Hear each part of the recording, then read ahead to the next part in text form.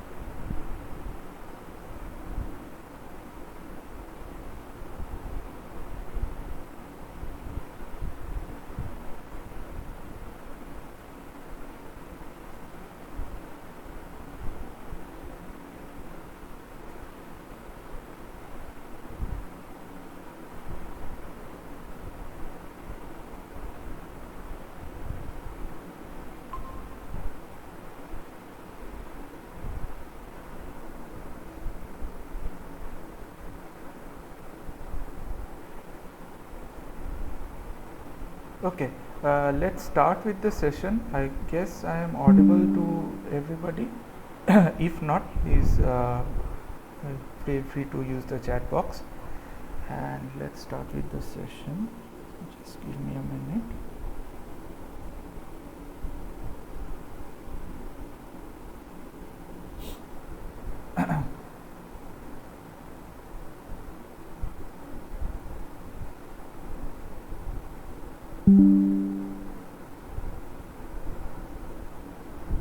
Okay, this is week 9.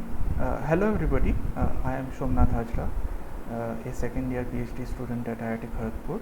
This is week 9 of CS100 Operating System Fundamentals NPTEL live session, and this week we will be looking at a few questions regarding to memory management. So let's start with the session. So this is the first question. So which among the following addresses is generated by the CPU? The physical address, the logical address, both of the above, or none of the above? So anyone would like to contribute? Please feel free to use the chat box for that.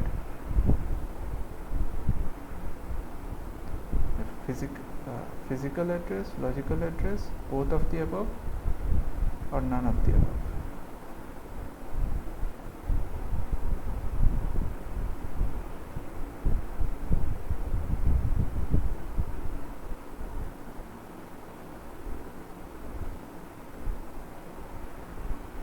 Anyone would like to contribute?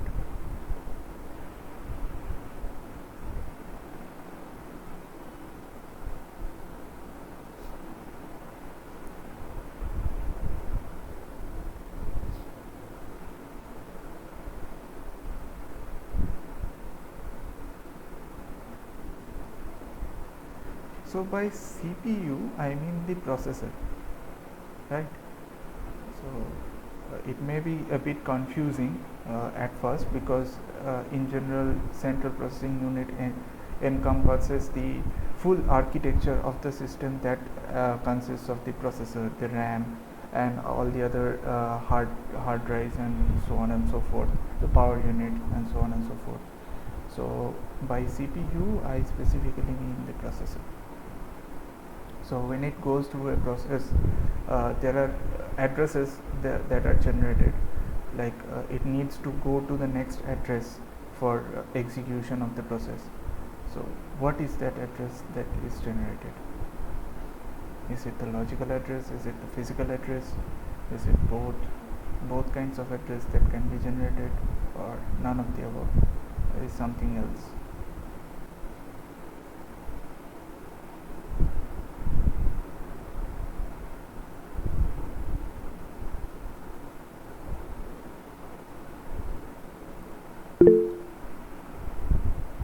Okay, I have one answer. Anyone else would like to contribute?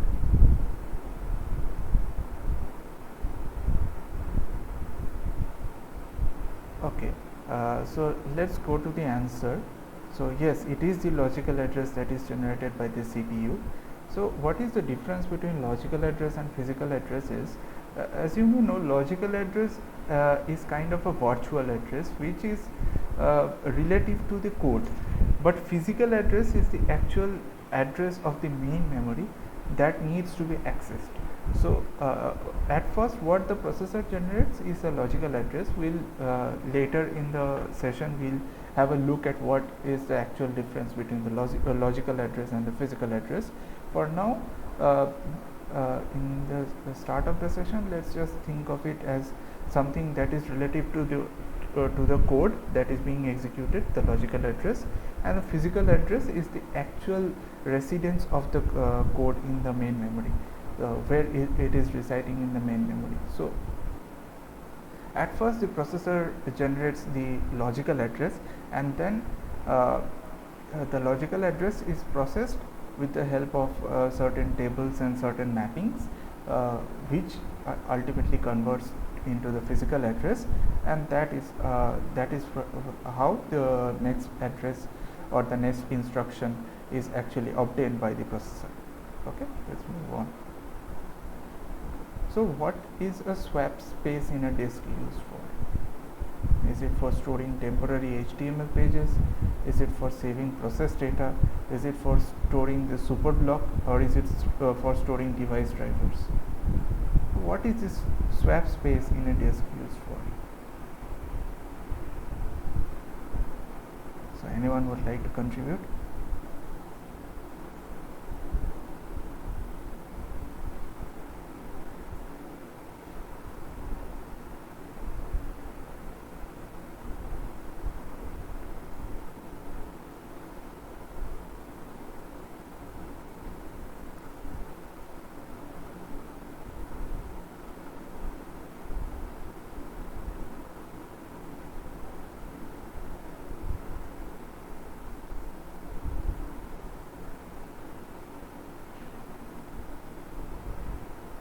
Okay, so if you have installed Ubuntu or any such Linux distribution in your system, then you might have come across swap space during installation. So alongside of that, it is generally suggested that to keep the swap space equal to the size of the RAM. Why is it so? What is the swap space used for?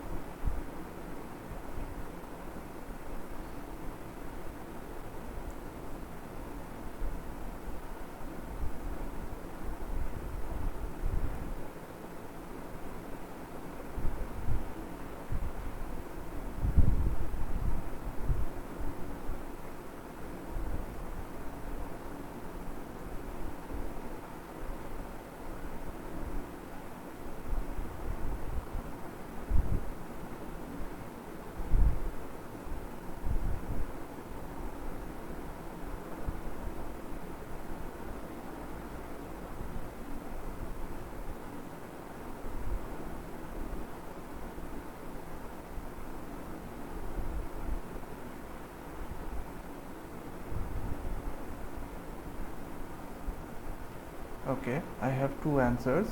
Let's move to the answer then. Yes, it is used for saving process data.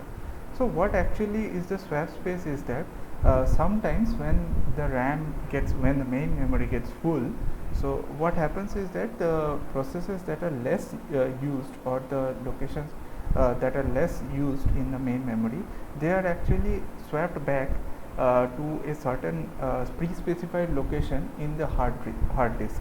So in the secondary storage actually.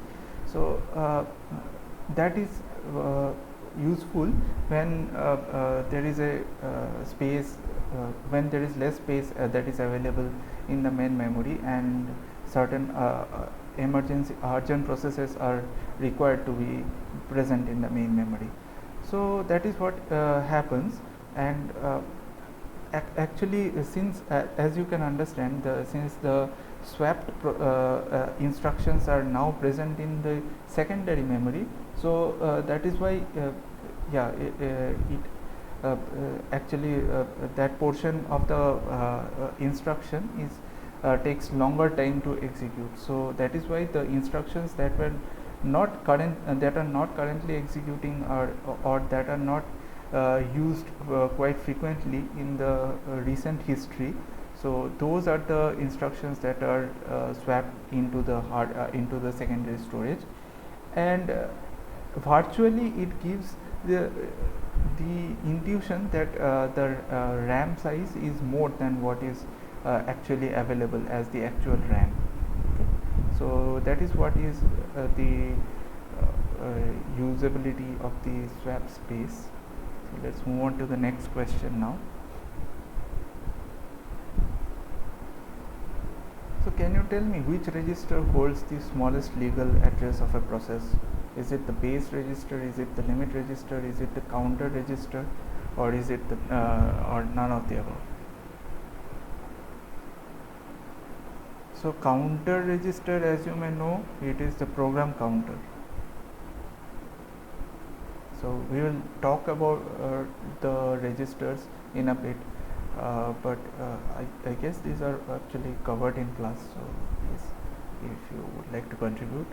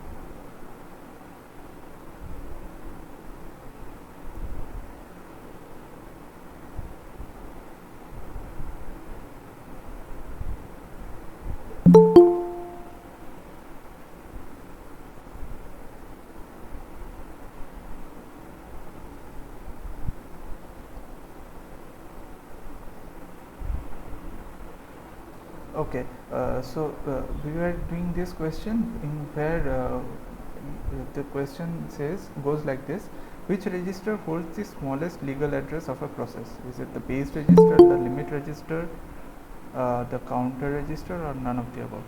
Okay, we were solving this question which goes like this: which register holds the smallest legal address of a process? Base register, limit register, counter register, or none of the above? So anyone would like to contribute? So counter register, as you may know, it is actually the program counter.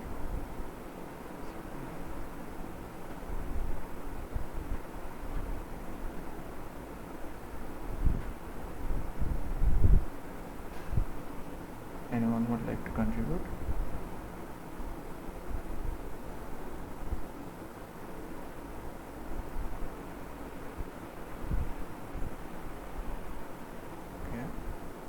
Okay. Anyone else would like to contribute?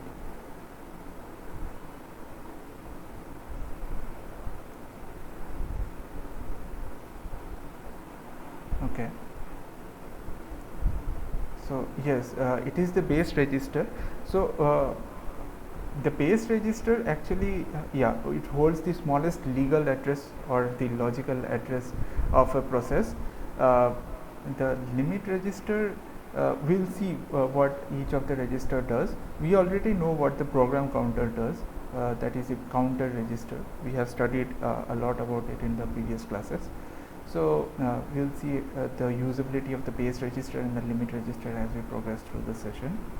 So anyway, let's move on to the next question. So okay, before moving on, actually I had a diagram, I forgot about it. So what happens is that the CPU generates this. We studied in a previous question that what the CPU generates is actually a logical address. So the CPU generates a logical address, and that address is actually checked with the base register first to see that if it is greater than or equal to the value that is given in the base register or not. Since we know that it holds the smallest legal address, so it should be greater than whatever the value is given in the base register, right? So if it is not, then it is trapped to the operating system, and if it is yes, then we next have to check that the value of the base register plus value that is given in the limit register, the sum of that, the limit register actually limits the amount of space that is given in the main memory. It is the upper limit of the amount of space that is given in the main memory, but it is a relative address, considering that it has to be added with the base register to get the actual limit. It is otherwise it is just a like indication limit of the main memory address, main memory space that is allocated to the process.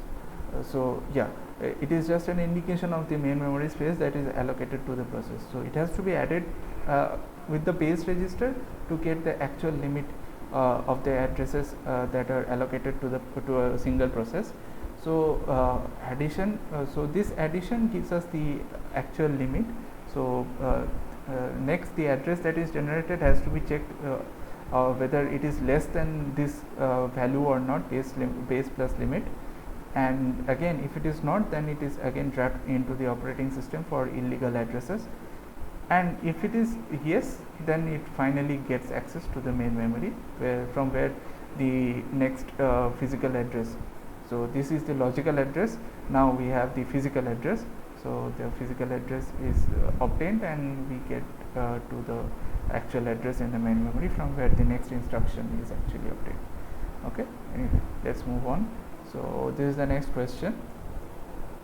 So which among the following statements do you think is correct? That is, addresses in the source program are generally symbolic. Compile time address binding assigns logical addresses. Compile time address binding is independent of the operating system, and load time address binding assigns physical addresses.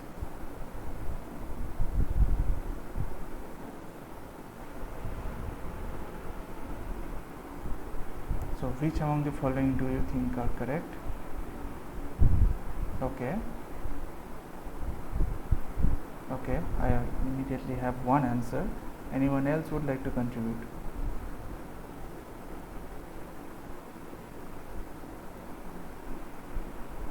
Okay, I have two answers.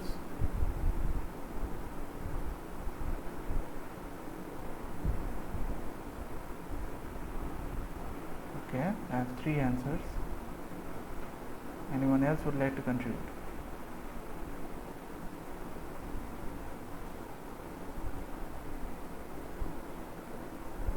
So, as you may know that there are various types of addresses that are present.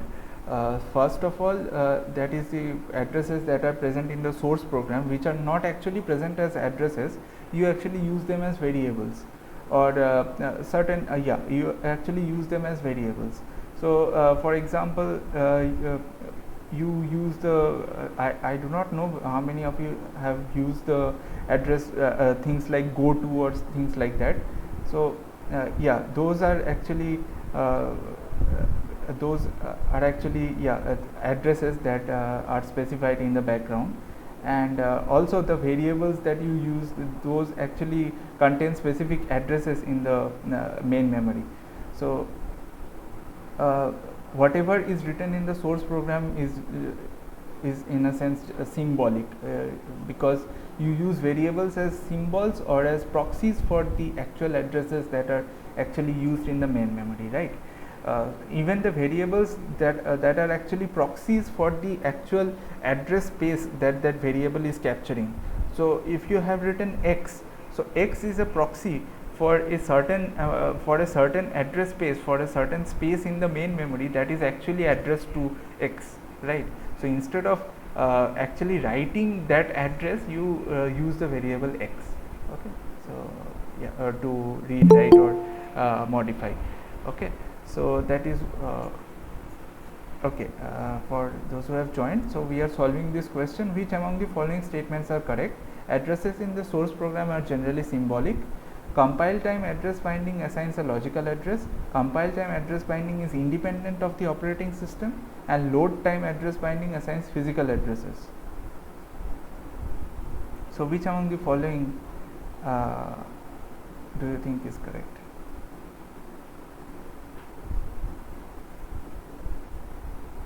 So anyway, we are discussing about the addresses in the source program. So compile time, what happens in the compile time address binding is it gives logical address in relative to the code. It assigns logical addresses. Like for example, if the OS has specified that the first address that the code can have is 0, right? So first instruction is 0. So in relative to that, all the loops and all the case statements will be adjusted, for example. Okay, so that is the compile time address binding. What happens in load time address binding is it is actually loaded in the main memory.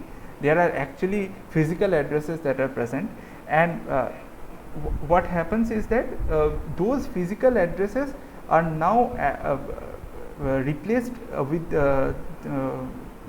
so the logical addresses that were present before, those are now replaced with the physical addresses, and that is not very tough a job, because considering the fact that the code is, for now we consider that the full code is present in contiguous locations in the main memory, right? For now let us consider that. We will get into the complications later about that. So for now we consider that all the full code is present in contiguous locations in the main memory. So in order to convert a logical address to physical address, what we just have to do is we consider that instead of the starting address being 0, it will be the base address, right? So that is what we have to do. So so load time address binding is not that tough, considering if we consider that the full code is loaded in contiguous memory locations. Okay, so yeah, so let's see which is actually correct. So the compile time address binding, it actually follows the rule of the operating system. If the operating system says that the operating system says that you can start with 0, it starts with 0, or it can give a base address, it can give a relative address, and it has to follow that relative addressing scheme only. In that case, it has to apply a relative addressing like mechanism for all the references to addresses. which is required for all the jumps and so on and so forth. You may know those you may know those jump statements and things like that if you have experience in 8085 or 8086 coding, which is a microprocessor coding. Actually those are actually lower level languages. So yeah, C and C++ is a higher level language, it is the abstraction, and similarly Java, Python and things like that also. But lower level languages are actually the machine level languages. 8085, 8086, those are actually the machine level languages, where we have to actually where there are no loops, and we have to actually specify we have to create loops with the help of jump statements and go to statements. So those statements actually you have to give actual addresses in those statements. So that is the problem. So yeah, that is why anyway I differed from the topic. So compile time address binding, yeah, it is not independent of the operating system, and it has to follow the rules that are laid down by the operating system. Okay. Anyway, I hope it was correct. It was clear. If you have any more doubts, you can always use the chat box. So let's move on to the next. So this is what happens actually. So CPU generates the logical address, and there is actually a relocation register which will go we will go into the details later. So what happens is that suppose you have a certain address of 346, which is with reference to a zero based addressing scheme. That is it has you have considered that the starting of the code is starts from 0, and then there is a certain location of 346 that you need. So CPU automatically looks at the process code and it generates the address of 346. So what the relocation register does is it has the base address, it has the actual base address, and from where with which the 346 is actually added, and then we get the actual physical address where the instruction is actually present in the main memory, right? That is 14,346. So all this happens in a unit called the memory management unit, which actually generates the physical address, right? So how does that change the logic that we saw in the previous question, this logic? So what happens is that now we have only one checking scheme. We just have to check that the logical address is lesser than the value that is present in the limit register or not, considering the zero based addressing scheme. So if it is lesser than that, then we can have we can add it with the relocation value present in the relocation register to get the physical address, right? And if not, then there is one trap. So it lessens the logical checks. Okay. Anyway, let's move on. So address binding of instructions and data to memory addresses can happen in compile time, load time, execution time, or all of the above. So anyone would like to contribute? Address binding of instructions and data to memory addresses. Address binding. So we were talking about address binding, compile time, load time, execution time. So anyone would like to contribute? Okay, I got one answer. Anyone else would like to contribute? Okay, I got two answers.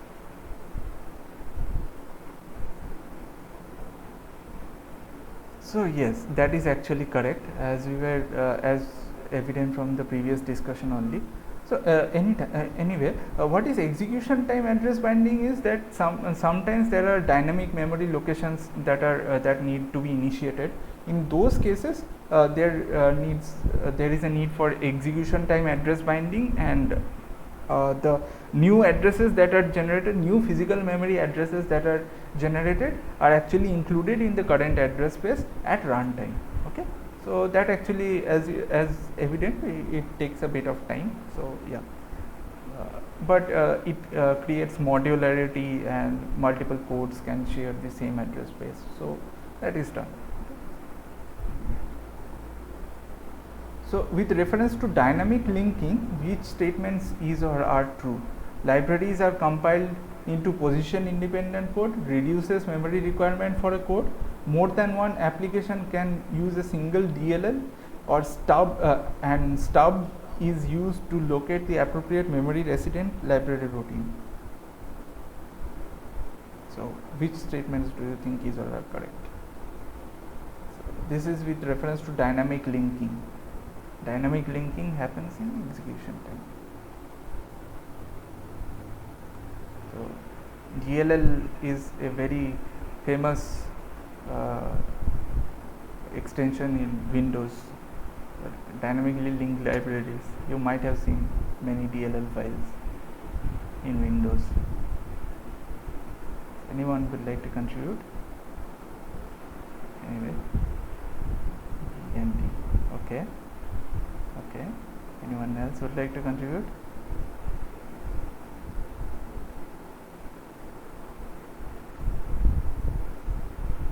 Okay, all are correct. Okay. So, anyone else would like to contribute?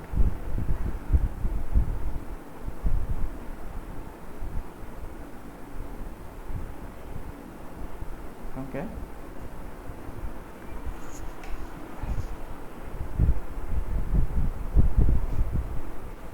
So let's see the answer then.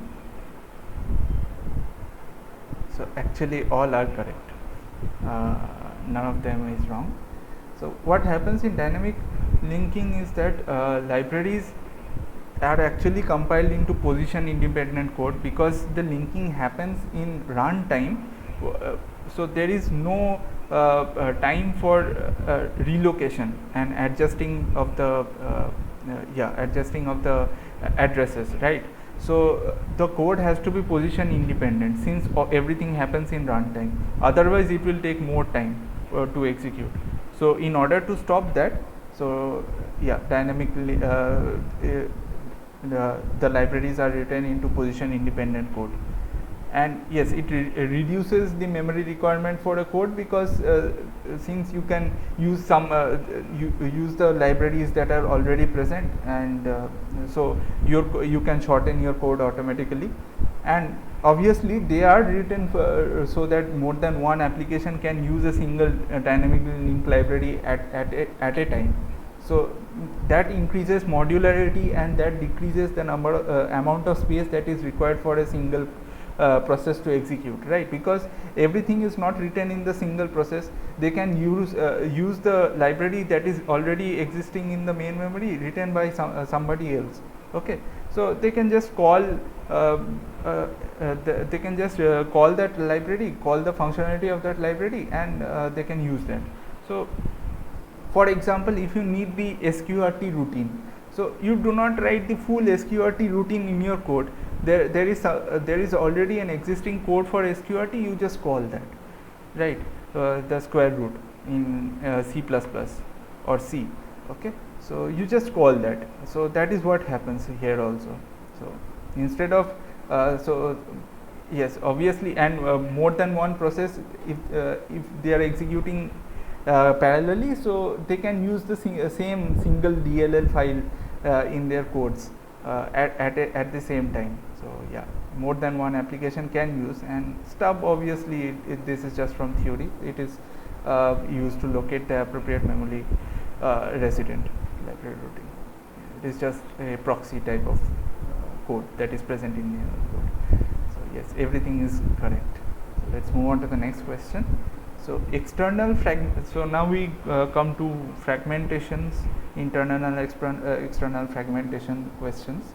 So external fragmentation exists when there is enough memory to satisfy a request, but it is not contiguous. A request cannot be satisfied even if the total memory is free. A process is allocated more memory than requested, or none of the above. Okay, I got one answer. Anyone else? Okay, I got two answers. Anyone else would like to contribute? Okay, I got three answers.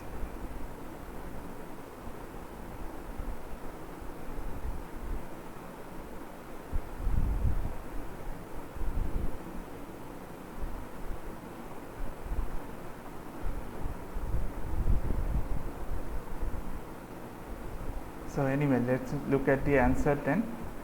So yes, A is correct. How is what is external fragmentation? Is what happens is that many a times if suppose what happens is suppose you there are no a process is loaded in the main memory and a certain process has finished, so that creates a hole in the main memory, right? So because certain other processes are present which may be above or below those addresses in the main memory, so that creates a hole in the main memory. So many small processes may have come into the main memory, may have executed and completed their execution and then left the main memory. So that creates many holes in the main memory. Okay. Now if we want to load a big process in the main memory, so that creates a deficiency because we do not have contiguous addresses in the main memory, right? So as I said, we cannot load a process once we do, since we do not have contiguous addresses in the main memory, and there will be a problem regarding the address space. So what happens is that creates a problem, right? So that is the problem of external fragmentation. So maybe collectively we had enough space, but since it is not contiguous, we cannot run the big code until and unless we have that huge chunk of space that is available contiguously. So that is the problem of external fragmentation. Okay. So here is actually a simple figure. So this on the left you see an example of internal fragmentation. So what happens is that in internal fragmentation, the whole main memory space is divided into certain chunks. Okay. And each code is actually loaded into this chunk of space, and that, as you can see, that can create certain bigger or smaller fragments depending upon the size that is taken up by a single code. So there may be certain very less size codes, and or there may be certain very high space taking codes. So in those cases, as you can see, the fragment size increases or decreases, right? So what happens in external fragmentation, on the other hand, there are no chunks of space that are specified that divides the complete main memory. So what happens is that a code can come in and a process is allocated the main memory and it can leave, right? So as you can see, there are fragments created in a non-contiguous manner because this code has still not yet finished executing, and this part of the process also this process has also not yet finished executing. So these portions of the main memory are free, and actually they have created chunks. Now we require a 50 KB memory space, but although collectively we have more than 50 KB of space, but since we do not have it in contiguous manner, that 50 KB of space cannot be assigned. So this is the problem of external fragmentation, right? Okay. And internal fragmentation, a lot of memory space is wasted. Okay. Let's move on to the next question then. So which among the following statements is or are true? The first fit causes internal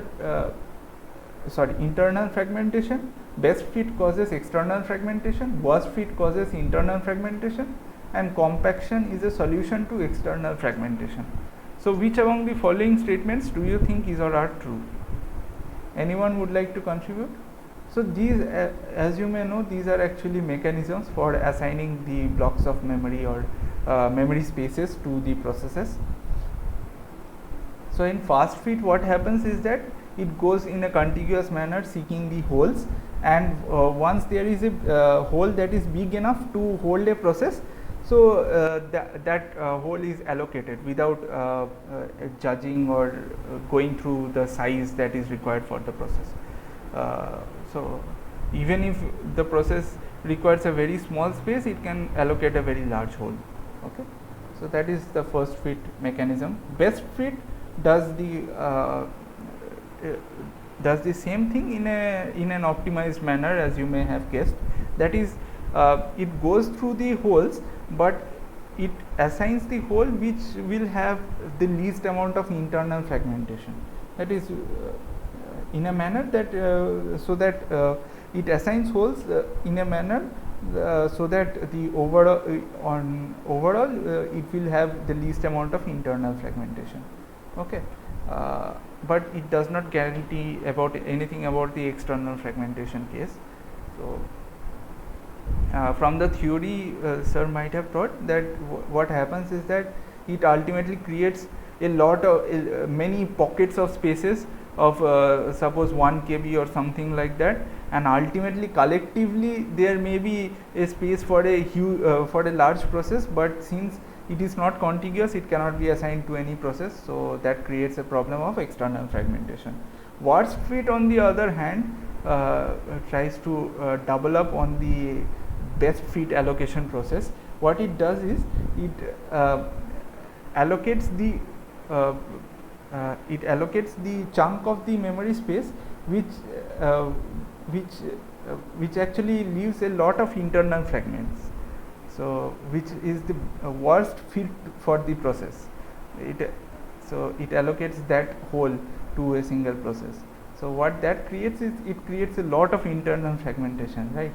But since there are huge chunks of memory spaces that are left, so that actually can accommodate larger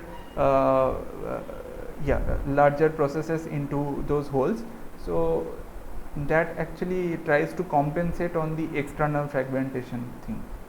And what happens in compaction is all the discontinuous memory spaces that are present in the main memory. So compaction tries to collectively accommodate all those things together. So that what happens in compaction is that all the holes are actually collected together, so that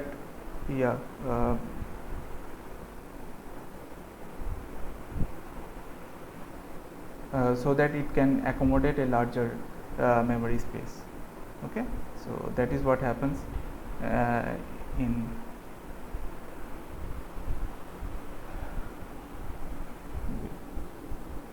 am I online?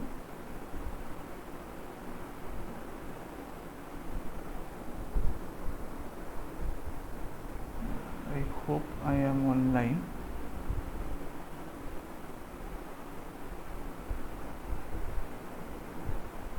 Okay. Yeah, so that is actually what happens in case of compaction. So I got one answer. Anyone else would like to contribute? So as you may have guessed, that first fit, of course, it causes a lot of external fragmentation, but does it cause internal fragmentation is the question.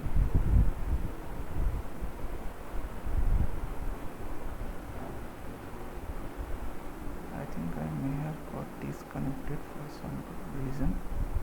I'll try to rejoin. Just give me a second.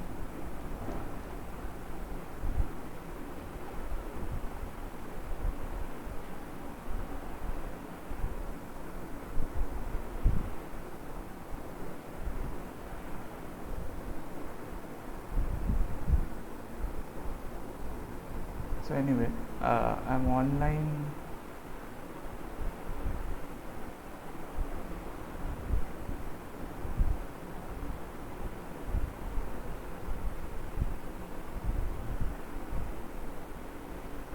Yeah, okay, I'm online now.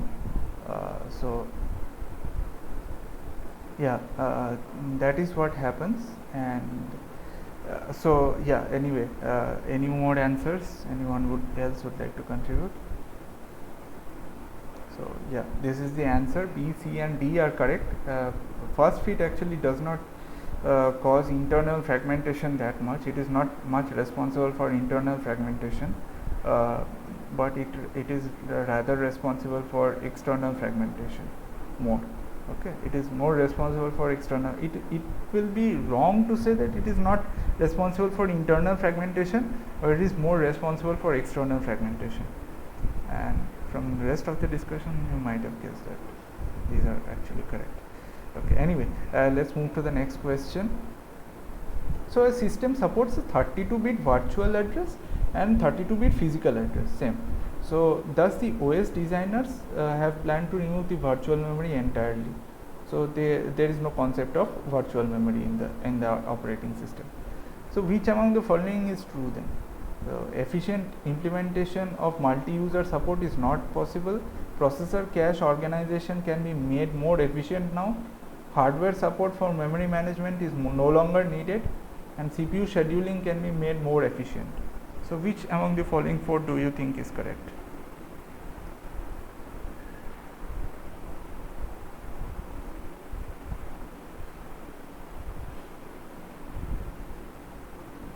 I'm waiting for answers. I hope this time I am online.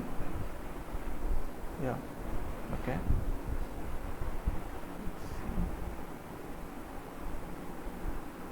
Yes, so I am waiting for answers. So anyway, it's 6:50 now, so we better hurry up. We have quite a few questions to go.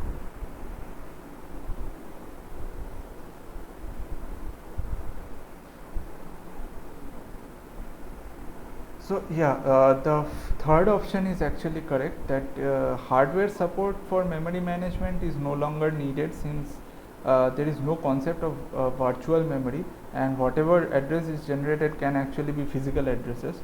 So yeah, hardware support is no longer needed then. With reference to segmentation, which among the following is or are true?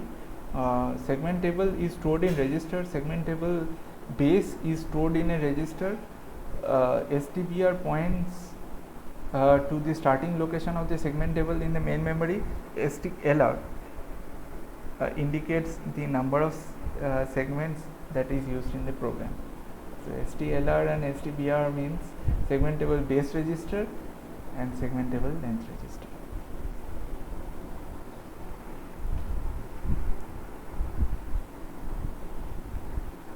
So which among the following do you think is or are correct? Anyone would like to contribute? I'm waiting for answers.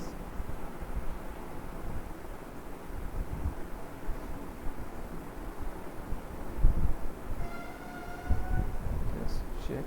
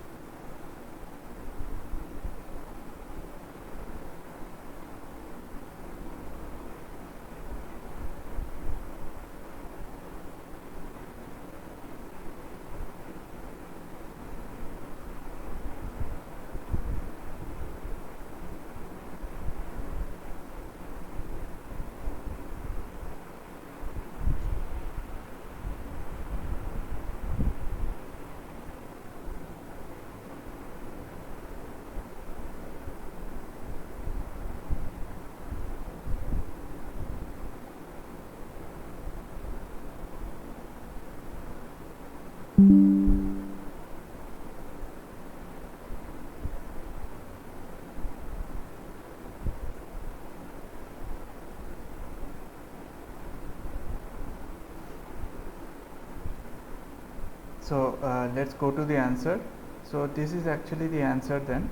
So yeah, segment table base register is actually segment table base register is actually stored in is a register actually. So yeah, segment table base location is actually stored in a register. So STBR points to the starting location of the segment table in the main memory, STLR on the other hand, it is the length register. It indicates, yes, it is used as an indication of the number of segments that are used in the program. And yeah, so segment table base is stored in a register, and yeah, segment table is so the segment table is not actually stored in the register, it is actually stored in the main memory. So that is the difference. So segment table base is stored in the register. Okay, so anyway, let's move on to the next question. So this is the segmentation idea, an overall idea of segmentation. So what happens here is that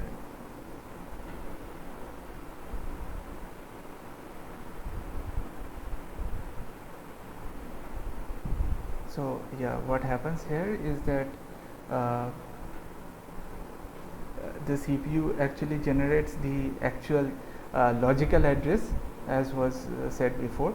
So from the logical address there is actually a segment number. The first few digits of the logical address actually point to the segment number. So from where the segment there is a segment table that is located in the main memory, as I said. So and the STBR actually gives the starting address of the segment table, and so the from there the segment index, this is actually the segment index rather, not the segment number. So from the segment index it is actually indexed, the base address is actually indexed, the actual base address for the physical memory is actually indexed, and we have the limit also present there, since these are segments of the main memory of the complete process. So what happens in segmentation is that depending upon the process type of process that is created, suppose the functions, they actually may be segments of the complete process which are actually stored in the physical memory. So instead of requiring a full contiguous memory for a single process, we may require certain non-contiguous memory locations for the complete process, where each contiguous memory location actually stores a segment of a process. So segments can be, as I said, segments can be certain functions of the process or something, things like that. So as can be guessed, those are actually of variable sizes. So those actually require a base and a limit to determine to check whether it is less than the limit or not, as was done previously for the complete process. So now we are doing the same thing for just for segments. So from there the base and the limit are obtained. So the limit is first checked with the value d. If it is less, then it is added to the base to obtain the actual physical memory, and then we proceed. Okay. So let's move on to the next question now.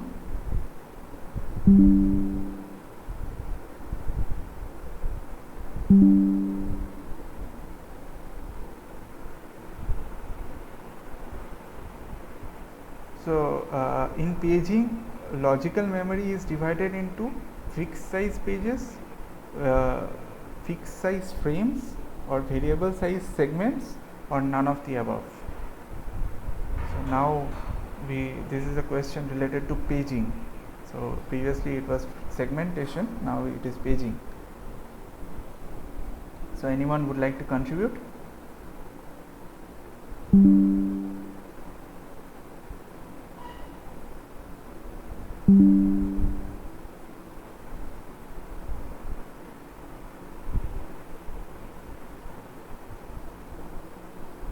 Logical memory is divided into, okay, I have one answer. So yes, it is divided into fixed size pages. So for some reason my OBS studio recording had stopped in between for some unknown reason. Anyway, I guess that did not create a problem, because I was constantly monitoring via my mobile phone to monitor the chat box also. So I found that the slides were going on in my mobile phone. So, and since none of you raised a question, I think that was not a problem. So it was just a recording maybe, I guess. So anyway, let's move on.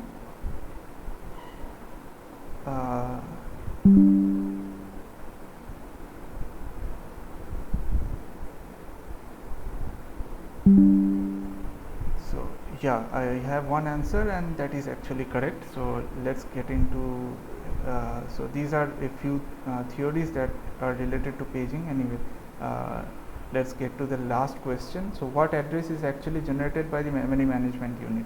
Logical, physical, both of the above or none of the above? So the first question was regarding CPU. Now we have regarding a memory management unit.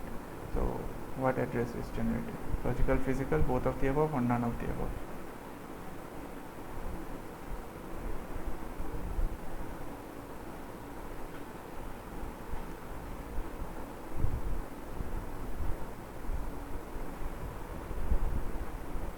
Okay, I have one answer.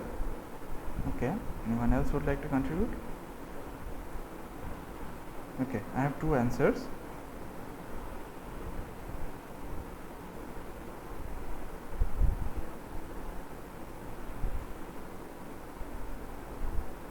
Anyway, let's get to the answer now. So yes, it is actually B. The physical address is the address that is generated by the memory management unit.